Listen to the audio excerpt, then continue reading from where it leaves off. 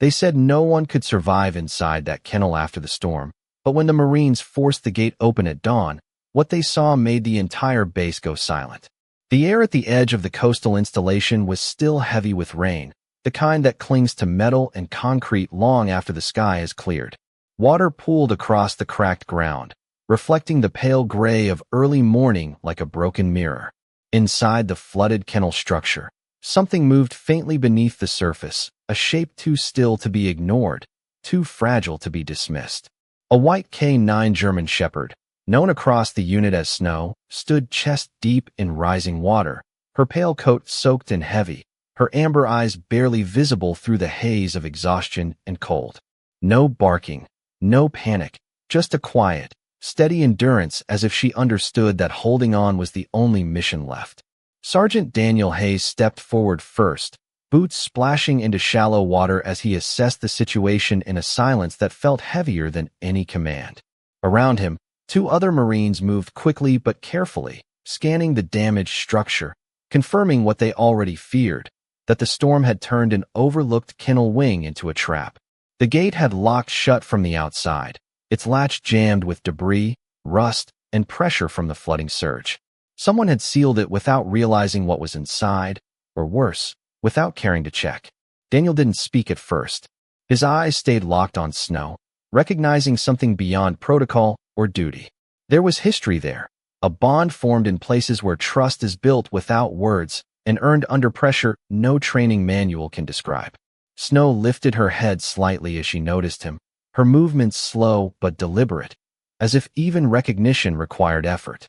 The water around her rippled with every subtle shift, the sound echoing in the enclosed space like distant thunder. One of the Marines radioed for immediate support, but Daniel already knew they didn't have time to wait.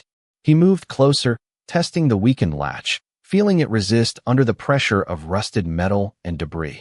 The kennel door groaned faintly as he forced it open inch by inch, water spilling out in a steady stream that blurred the line between inside and outside. Snow didn't rush out. She simply stayed where she was for a moment longer, as though confirming that the danger had truly passed before allowing herself to move. When Daniel finally reached her, he lowered his stance slowly, careful not to startle her, extending a steady hand that carried no command, only reassurance. Snow leaned forward just enough to meet him, her breath shallow but calm, her eyes fixed on his with a trust that felt almost human in its depth. Around them, the kennel stood silent, its broken structure telling a story no one had yet pieced together. It was then that one of the Marines spotted something half-submerged near the far corner, a small waterproof pouch wedged beneath a collapsed panel. Daniel retrieved it carefully, water dripping from its edges as he opened it. Inside was a folded note, stained and softened by moisture, its ink blurred but still partially readable, carrying words that suggested urgency, warning, and something far deeper than an accident. No one spoke as Daniel held it in his hand, the weight of it far exceeding its size. Snow remained close beside him, watching not the paper, but his face, as if waiting for him to understand what she already knew. In that moment, the storm outside felt distant, replaced by a quiet realization that what they had found was not just a rescue, but the beginning of something far more complicated than anyone at the base had anticipated. The silence that followed was not empty, but heavy, as if the air itself had absorbed what the folded note inside the waterproof pouch was trying to say. Sergeant Daniel Hayes held it carefully between his gloves, letting the damp edges settle as he stood beside Snow, who remained unusually still, her body close to his leg as though she understood the importance of what had just been recovered. The other Marines secured the perimeter of the damaged kennel structure, their movements controlled and deliberate, while distant radio chatter confirmed that veterinary support was already being routed from the base medical unit. Snow's breathing was steady but shallow, her pale coat still dripping, her amber eyes occasionally shifting toward Daniel as if waiting for his next decision.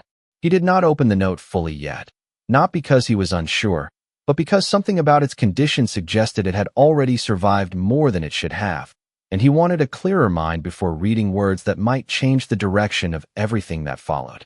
When the transport team arrived, led by Dr. Emily Carter, a military veterinarian known for her calm precision under pressure, Snow was carefully lifted onto a thermal blanket and guided into a recovery unit vehicle.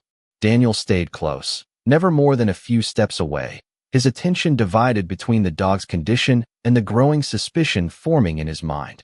The kennel itself, now partially drained, revealed signs that did not match the official maintenance logs he had reviewed earlier that morning, including an external lock mechanism that appeared recently replaced despite the facility being marked as inactive for scheduled repairs.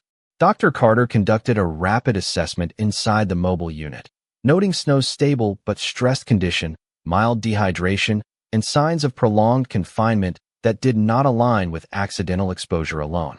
Snow did not resist treatment, but her behavior shifted whenever certain voices or footsteps approached the vehicle, subtle reactions that Daniel quietly observed without interrupting. It was during this time that he finally unfolded the note completely, standing slightly apart from the others under the muted light of the overcast sky.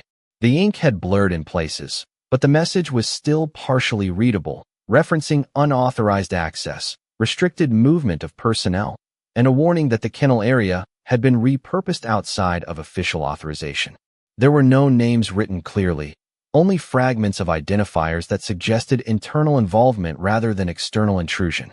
Daniel felt a tightening in his focus as he read the lines twice, confirming that this was not a random act of neglect, but a deliberate containment event that someone had attempted to conceal. He folded the paper again slowly, placing it inside his jacket as Dr. Carter approached with a report confirming that Snow's microchip data matched a K9 assigned to a prior reconnaissance support unit, recently listed as temporarily transferred for evaluation. That detail alone contradicted the earlier assumption that she had been stationary at the kennel facility for routine care. As the vehicle prepared to return to the main base, Daniel looked back once toward the flooded structure, now quiet and partially submerged under the aftermath of the storm, and in that moment a memory surfaced, not of violence or chaos, but of an earlier briefing where personnel movement logs had been discussed too quickly, almost as if the details were meant to pass unnoticed. The realization did not arrive as a shock, but as a steady alignment of small inconsistencies forming a pattern he could no longer ignore. Snow shifted slightly inside the recovery unit, lifting her head as if responding to his presence even through the distance, and Daniel placed a hand briefly against the side of the vehicle, a silent acknowledgement of trust that did not require words. The convoy began moving slowly along the wet service road, tires rolling over gravel softened by rain, while behind them the kennel faded from view, leaving only the impression that what had been discovered there was not an isolated incident, but a thread connected to something larger, still buried within the structure of the base itself. The convoy moved steadily along the wet service road, tires rolling over damp gravel that reflected the gray light of a sky still unwilling to fully clear after the storm. Inside the lead vehicle, Sergeant Daniel Hayes remained quiet, his attention divided between the road ahead and the secured carrier behind him where Snow was resting under medical supervision. The rhythmic sound of the engine did little to calm the thoughts forming in his mind, each one circling back to the folded note now safely stored inside his jacket. Something about it refused to settle as a simple incident report or accidental discovery. It felt heavier, like a message that had been meant for the right person at the wrong time. Behind him, Dr. Emily Carter monitored Snow's vitals on a handheld tablet, occasionally glancing at the German Shepherd's calm but alert expression. Despite the stress of the earlier flooding, Snow was stable, her breathing steady, her posture controlled, yet her eyes remained focused in a way that suggested awareness beyond the immediate environment. When the convoy finally reached the main veterinary facility on base, Snow was carefully transferred into a recovery bay where warm lighting and controlled temperature replaced the cold unpredictability of the storm. Daniel followed without hesitation, remaining close as Dr. Carter and her team conducted a full examination. The facility was quiet, filled with the soft hum of equipment and the occasional sound of footsteps across polished floors.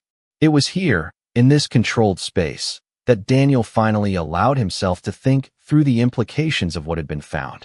He reviewed Snow's temporary assignment record again with a communications officer, confirming that her movement history contained inconsistencies that could not be explained by routine operational scheduling. There were gaps in documentation, small but deliberate, as if someone had ensured that her presence in the kennel would not be questioned until it was too late. That realization shifted the situation from confusion to concern. Meanwhile, Snow rested on a padded examination table, her movements minimal but her awareness constant, occasionally lifting her head when Daniel stepped closer, as if recognizing his presence even through exhaustion. Dr. Carter completed her initial report, noting that while Snow's physical condition was recovering, her behavioral responses indicated prolonged isolation combined with environmental stress exposure that could not be attributed to standard housing procedures. Daniel listened without interrupting, his focus narrowing further as each detail reinforced the growing suspicion that the kennel incident was not an isolated failure of maintenance. Later that afternoon, Daniel was summoned to a small briefing room where Officer Brian Keller, a senior base administrator, reviewed the preliminary incident summary. The room was sterile and quiet, lit by overhead panels that gave everything a neutral tone. Keller's demeanor was controlled, but his questions were precise, focusing on procedural accountability rather than speculation. Daniel responded carefully, choosing his words with discipline, yet he did not mention the full contents of the note, only confirming that it suggested unauthorized interference in restricted facility operations. As the briefing continued, Daniel noticed subtle hesitation in the way certain questions were avoided, particularly those related to personnel access logs for the kennel sector during the storm window. When the meeting concluded, he stepped outside into the corridor where the sound of distant aircraft and base operations returned like a reminder of the world beyond the walls. Snow was visible through a glass partition in the recovery bay, resting but awake, her gaze steady as she tracked movement beyond the enclosure. Daniel placed his hand briefly against the glass, not expecting a reaction, yet Snow shifted slightly, aligning her position so that she faced him directly. In that quiet exchange, something unspoken passed between them, not command or instruction, but recognition of shared awareness. The note, the kennel, the missing records, all of it formed a pattern that Daniel could no longer separate from instinct. Whatever had happened during the storm was not over, and the truth, still partially hidden behind official silence, was beginning to surface one detail at a time. The afternoon light over the base had begun to soften, shifting from a cold gray into a muted gold that spread unevenly across the concrete walkways and glass surfaces of the veterinary facility. Inside the recovery wing, the atmosphere remained controlled and quiet, interrupted only by the steady rhythm of medical equipment and the occasional soft movement of personnel moving between stations. Sergeant Daniel Hayes stood near the observation window, his attention fixed on Snow, who remained under careful monitoring in a secured recovery enclosure. Her white coat, now fully dry and clean, reflected the warm interior lighting in a way that made her appear almost still unreal against the clinical surroundings. Yet her eyes were alert, following every subtle movement in the room with calm precision, as if she was reconstructing her understanding of safety step by step. Dr. Emily Carter reviewed updated readings on her tablet while speaking softly with a technician, confirming that Snow's condition was stable and improving at a steady rate. There was no longer immediate concern for her physical survival, but the circumstances surrounding her confinement remained unresolved, and that uncertainty lingered in the background of every conversation. Daniel remained silent for several moments, observing not only Snow but also the controlled flow of personnel in and out of the facility. It was the consistency of behavior that caught his attention, the way certain individuals seemed to move through the space with familiarity that did not match their assigned roles. Later that evening, after the main medical evaluations had concluded, Daniel requested access to the kennel facility records once more, this time focusing on the time window immediately before the storm intensified. With limited authorization granted, he reviewed archived security logs alongside a communications officer in a dimly lit monitoring room located beneath the main operations center.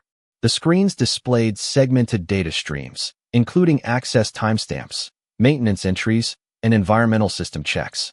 At first glance, everything appeared routine, but Daniel began isolating inconsistencies, small gaps in system entries that should have been continuous under standard protocol.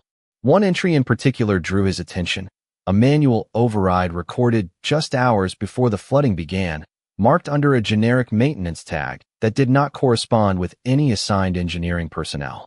When he requested verification, the communications officer hesitated briefly before confirming that the identification code linked to that entry did not match any active maintenance team assigned to the Kennel sector. The implication was subtle but clear, suggesting that someone had gained access using credentials that were either improperly issued or deliberately misused. As the investigation deepened, Daniel cross-referenced personnel movement logs and identified a pattern of presence near restricted areas that had not been flagged in initial reports. None of the entries indicated overt violations, but the timing and repetition suggested observation rather than coincidence. Meanwhile, Snow was transferred to a secure observation pen within the same facility, allowing continuous monitoring without medical restriction. Daniel visited her during a brief window between reviews, standing quietly outside the reinforced glass. Snow noticed him immediately, shifting her position so that she faced him directly, her posture relaxed but attentive. There was no anxiety in her expression, only recognition, as if she understood that something important was still unfolding beyond what she could see. Dr. Carter joined him briefly, noting that Snow's behavioral responses had become more consistent with familiarity-based recognition rather than stress-driven alertness. This detail reinforced Daniel's growing belief that Snow had been exposed to structured activity prior to her confinement, not random neglect. As night approached, the facility lights shifted into a softer operational mode, casting long reflections across the polished floors. Daniel remained longer than necessary, studying the patterns of movement within the building and comparing them mentally to the inconsistencies in the records he had reviewed. The situation no longer felt like an isolated incident tied to weather or accident, but rather a sequence of controlled decisions layered beneath routine procedure. Snow remained calm throughout the evening, occasionally resting her head, but always maintaining awareness of her surroundings. When Daniel finally turned to leave, she followed his movement with her eyes until he disappeared beyond the corridor, as if marking his absence with quiet acknowledgement. Outside, the base had entered full night operations, and the sound of distant machinery and patrol movement carried across the open air.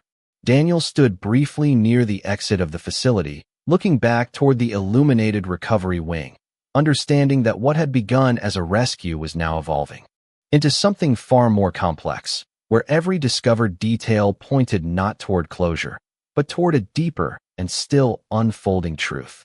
The night settled over the base with a quiet weight that felt heavier than the storm that had passed earlier in the day. Floodlights along the perimeter cast long, steady beams across the concrete pathways, while distant patrol movements created a rhythm of footsteps and radio chatter that blended into the background like a constant pulse. Inside the operations annex, Sergeant Daniel Hayes remained seated in front of a secured terminal, reviewing the expanded access logs that had been retrieved from the Kennel sector. The screen glowed softly in the dim room, reflecting in his eyes as he carefully traced each timestamp line by line, looking not for obvious violations but for patterns that should not exist in a properly maintained system. What he found was not dramatic on the surface, but it was consistent enough to raise concern. Several entries had been modified after initial submission, not deleted, but adjusted in ways that suggested someone had attempted to normalize irregular activity rather than erase it entirely. That detail alone shifted his understanding of the situation, suggesting intent rather than accident. Dr. Emily Carter entered the room briefly, carrying a printed report of Snow's latest examination results. She placed it on the table without interrupting Daniel's focus, then waited as he acknowledged her presence. Snow's condition, she explained, continued to improve steadily, with no signs of long-term physical damage, but her behavioral patterns remained unusually structured for AK-9 recovering from environmental stress exposure. She described how Snow responded more strongly to procedural sounds, uniform movement, and controlled environments than to random stimuli, as if she associated order with safety rather than fear. Daniel absorbed this information quietly, connecting it with what he had already observed. Snow was not simply reacting to survival instinct. She was responding to familiarity within structure, which implied training exposure beyond what her current assignment record indicated. After Carter left, Daniel returned to the terminal and expanded his search parameters, focusing on personnel activity within a 6-hour window before the flooding incident. He identified a recurring presence marker associated with the kennel maintenance corridor, belonging to an individual listed under administrative support rather than field operations. The entry was not flagged as suspicious in any automated review, but its repeated appearance in restricted zones suggested deliberate familiarity with the facility layout.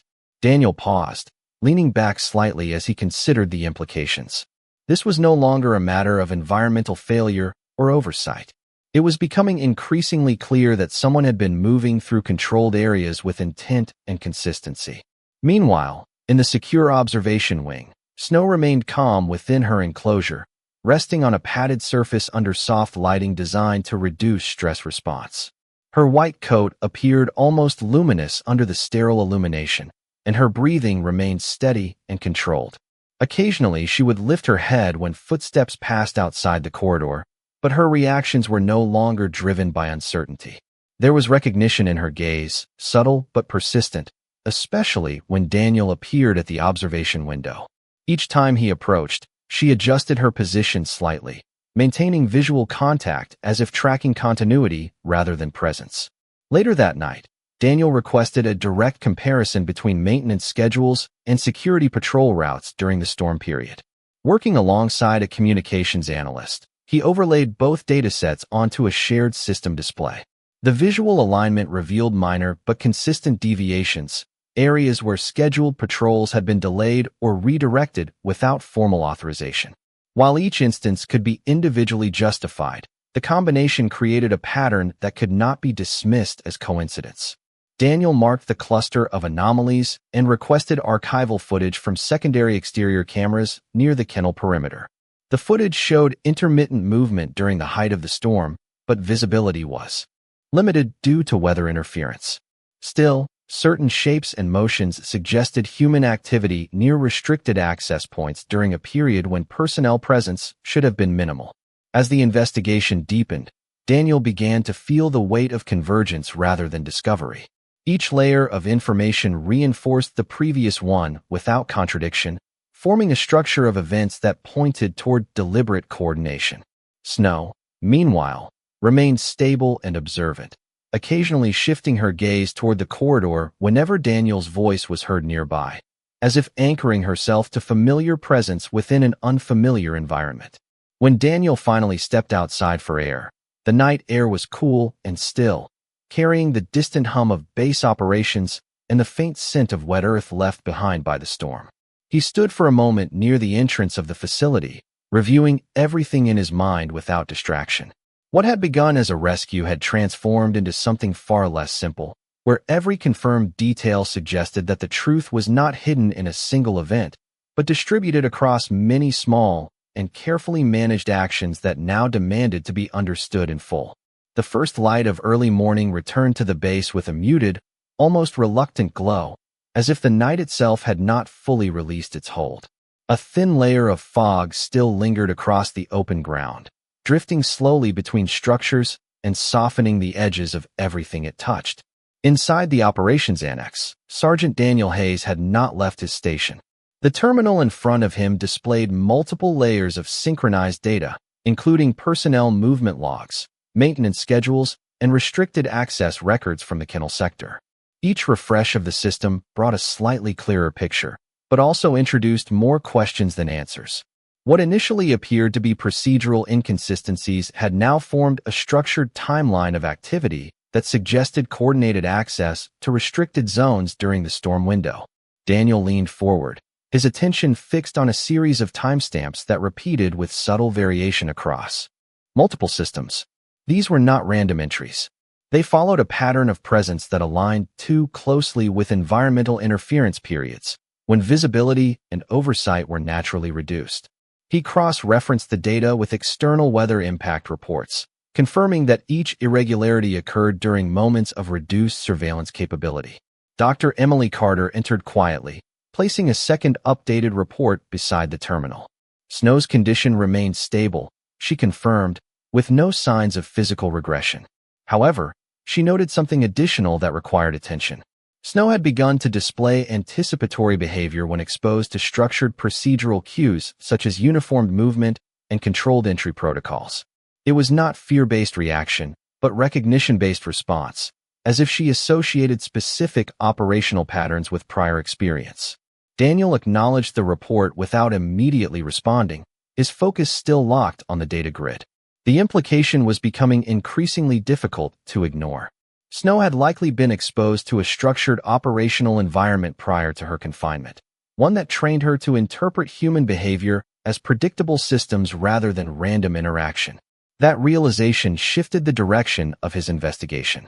He expanded the scope further, requesting access to auxiliary facility archives that included contractor movement logs and temporary assignment records. After a brief authorization delay, additional files were unlocked.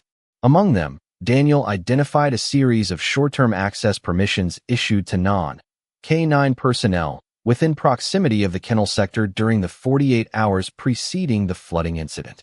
None of these entries violated formal protocol on their own, but their timing and overlap created a consistent footprint of repeated presence. One particular identifier appeared more frequently than others, always within a narrow time window before scheduled patrol rotations. The pattern suggested familiarity with internal timing cycles, not accidental coincidence. Daniel flagged the identifier for deeper review and requested background verification. Meanwhile, Snow remained in the secure observation bay, resting under controlled lighting conditions designed to reduce sensory overload.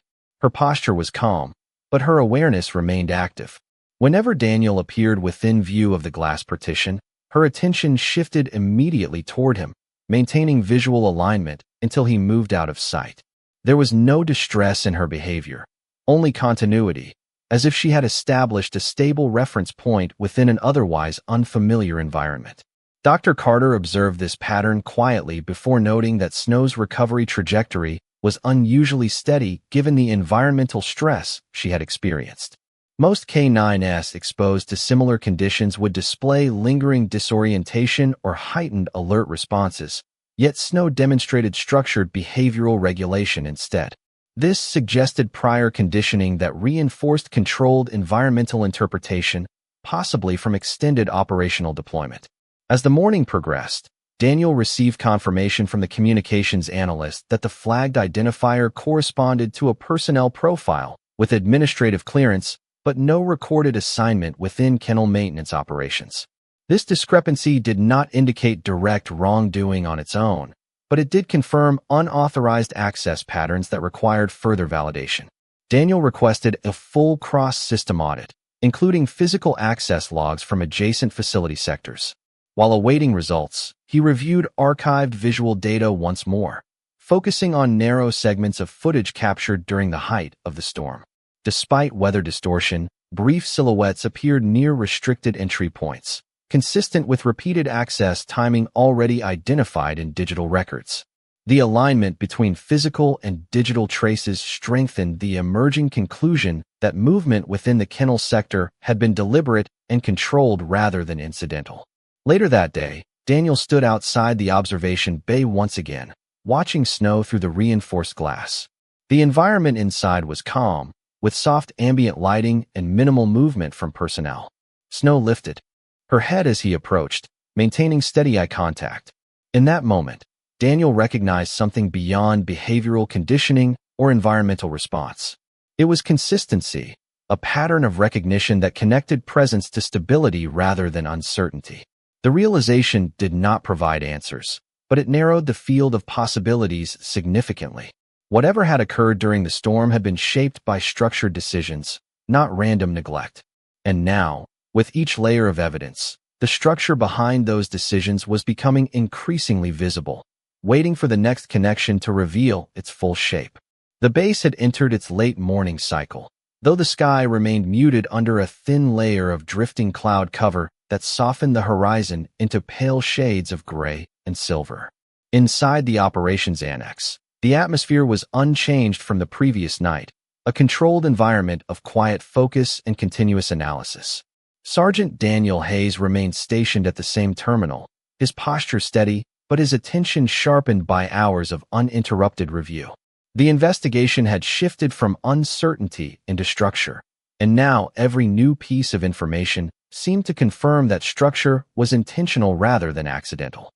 The communications analyst beside him adjusted the display, pulling up a consolidated timeline that merged personnel access logs, maintenance entries, and environmental system overrides from the Kennel sector during the storm period. When layered together, the data no longer appeared fragmented. Instead, it formed a continuous sequence of controlled access events that followed the storm's progression with unsettling precision. Daniel studied the sequence in silence, noting how each entry aligned with moments of reduced visibility or heightened environmental noise. The pattern suggested deliberate timing, as if whoever had accessed the area understood exactly when oversight would be weakest.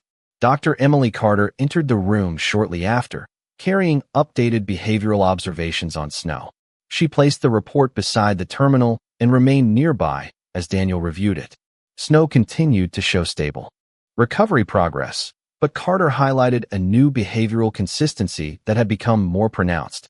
Snow reacted most strongly not to random stimuli, but to structured sequences such as uniformed movement patterns and procedural routines. It was not fear or agitation. It was recognition combined with expectation, as if she associated order itself with safety or instruction.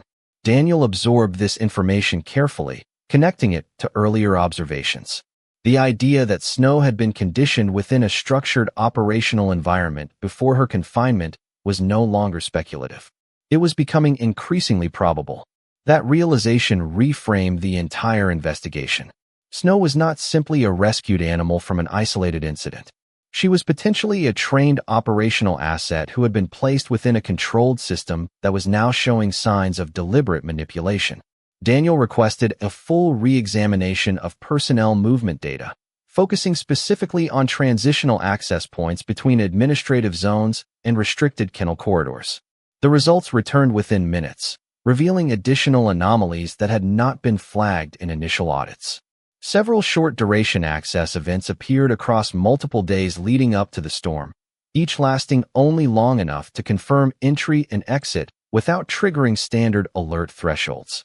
When overlaid with environmental reports, these entries consistently aligned with periods of reduced surveillance capability caused by weather fluctuations or scheduled system recalibrations.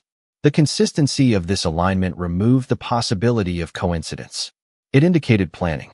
Meanwhile, Snow remained in the secure observation bay, resting on a padded surface under low-intensity lighting designed to support recovery and minimize external stress factors. Her breathing remained steady, and her posture relaxed, yet her awareness did not diminish.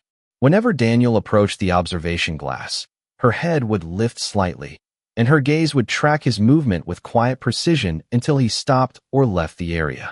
There was no visible anxiety in her response, only continuity of attention, as if she had established him as a fixed reference point within an otherwise variable environment.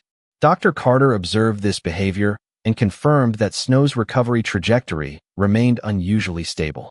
Most K9 units exposed to similar environmental stress conditions would display fluctuating alert responses or residual disorientation during recovery phases. Snow, however, demonstrated consistent behavioral regulation, particularly in response to structured human presence.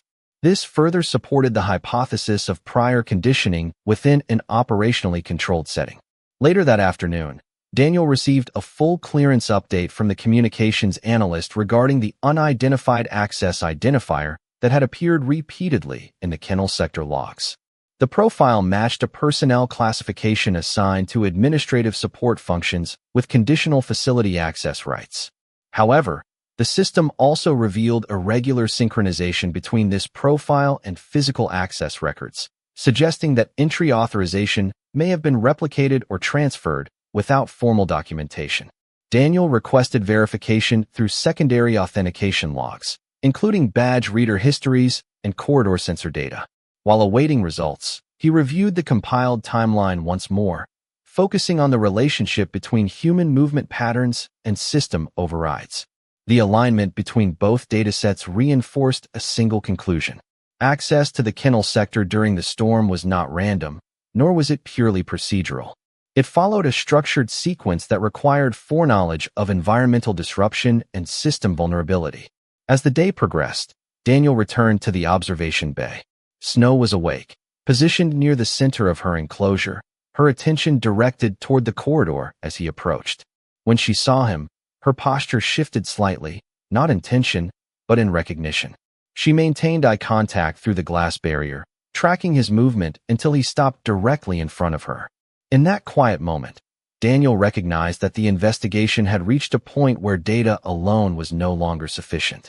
The patterns were no longer just numbers or logs.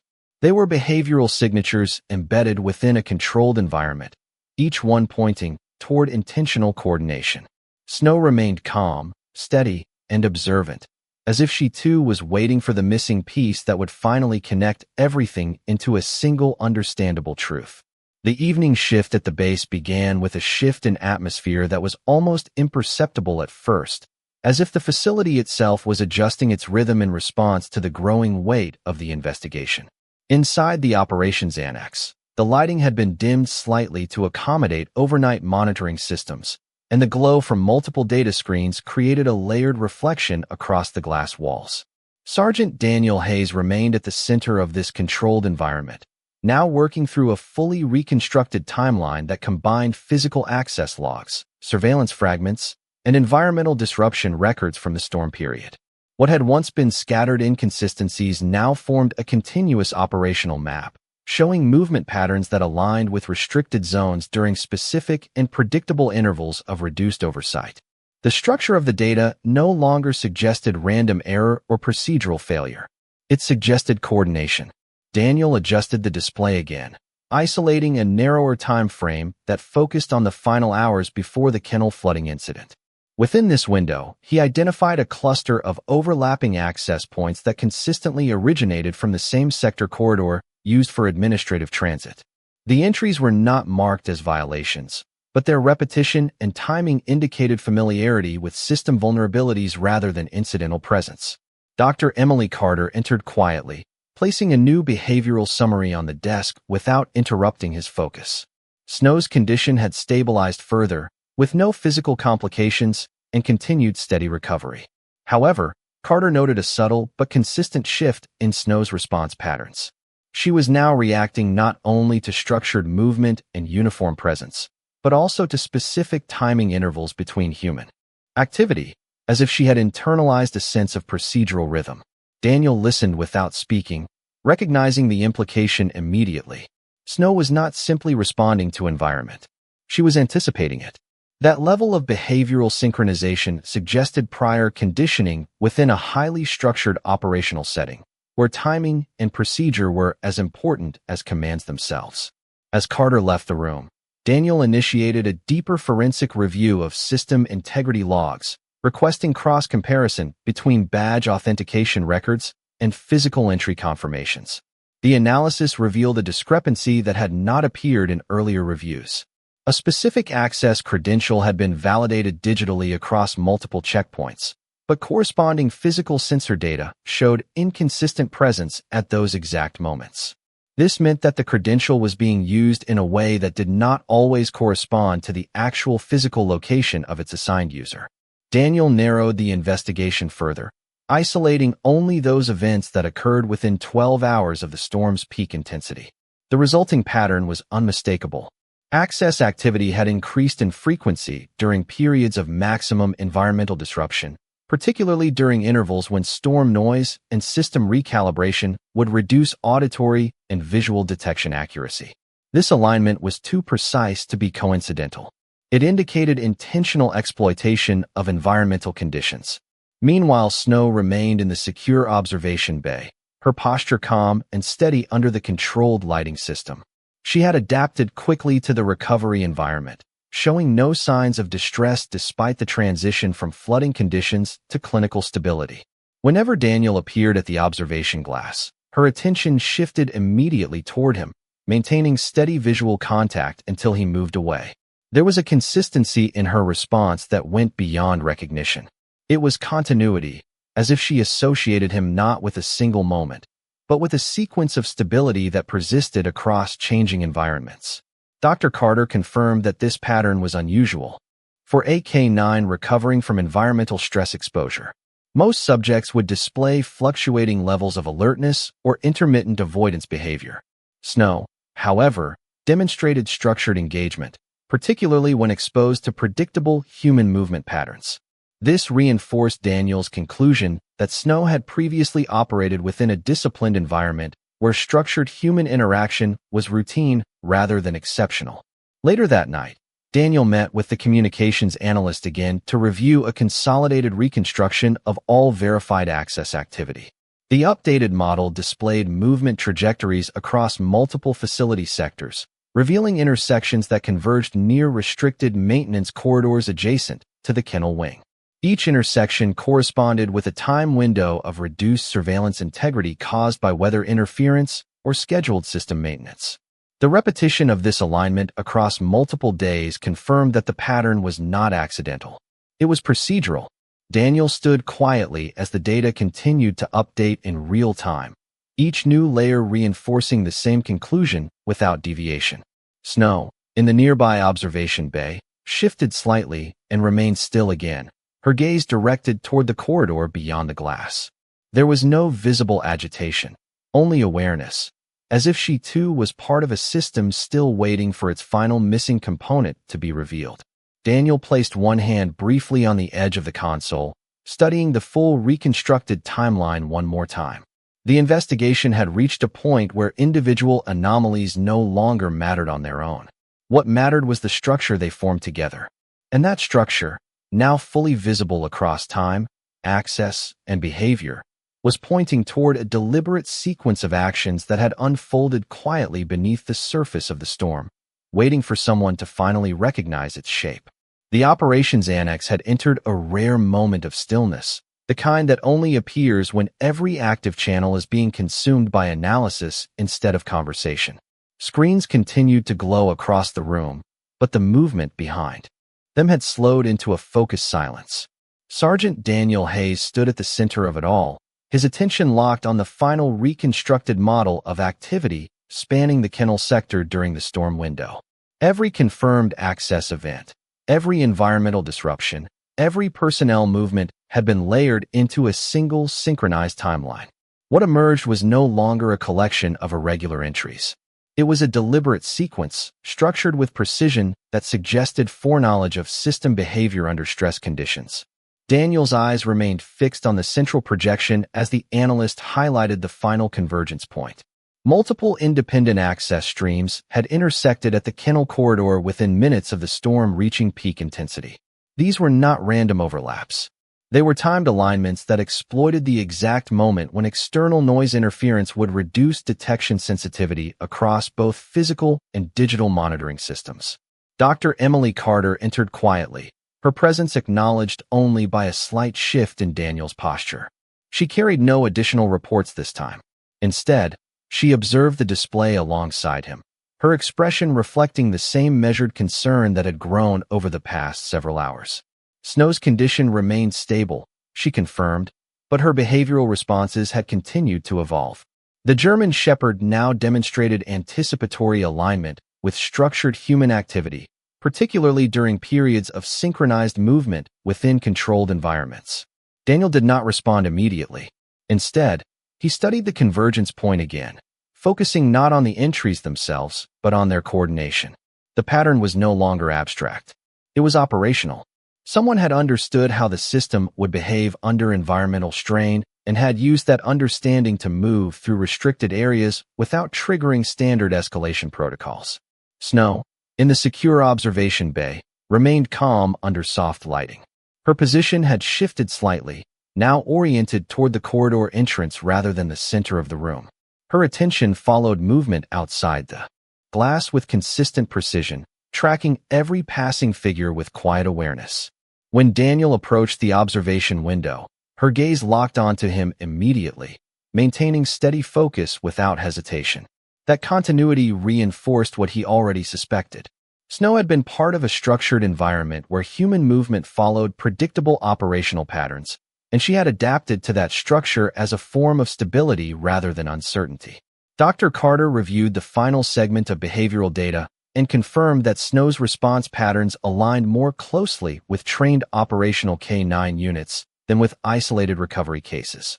The implication was now unavoidable. Snow had likely been embedded in an active or semi-active operational framework prior to her confinement in the Kennel sector. Daniel turned back to the data projection as the analyst finalized the full timeline reconstruction. Every confirmed access event now aligned along a continuous operational chain that began with routine facility activity and escalated into deliberate manipulation during the storm window. The kennel flooding was no longer an isolated incident. It was positioned at the center of a controlled sequence that relied on environmental disruption as cover. Daniel requested one final cross-verification against external contractor schedules and temporary access permissions issued during the same period. The results confirmed additional overlaps, but more importantly, they revealed administrative adjustments made after the fact to normalize certain entries within the system.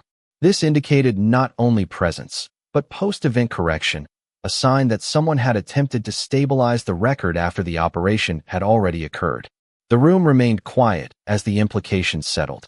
Snow shifted slightly within the observation bay, her head lifting as she sensed Daniel's presence through the glass. There was no distress in her movement, only recognition. Daniel stood still for a moment, observing her without speaking. The connection between them had evolved beyond immediate rescue context. It had become a shared point of reference within an unfolding structure of events that still lacked its final explanation. As the facility transitioned into late-night operations, the investigation reached a critical threshold. The data no longer required additional confirmation of pattern. What remained was identification of intent behind it. Snow's steady gaze followed Daniel as he stepped away from the glass, and in that brief separation, the full weight of the situation became clear. The kennel incident had been a single point of exposure within a much larger system, and what had been uncovered so far was only the surface of something still extending beyond the visible record.